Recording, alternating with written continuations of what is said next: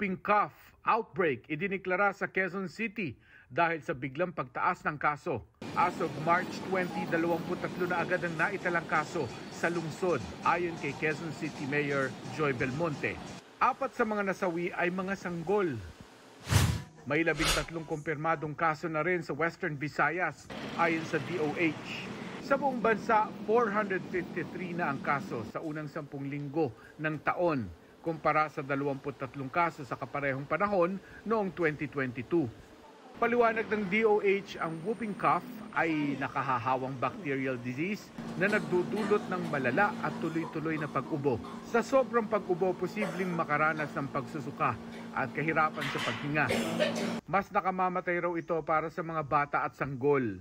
Bilang proteksyon sa whooping cough, libre ang pagpapabakuna sa mga health center. Katulad ng pag-iingat sa COVID-19, ugaliin ding mag-face mask, maghugas ng kamay, umubo at bumahing sa braso at mag-self-quarantine kung may sintomas. Mark Salazar nagbabalita para sa GMA Integrated News.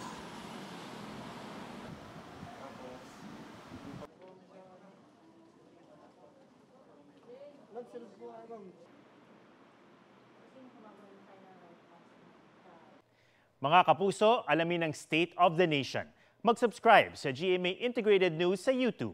Sa ating mga kapuso abroad, samahan niyo kami sa GMA Pinoy TV at sa www.gmanews.tv.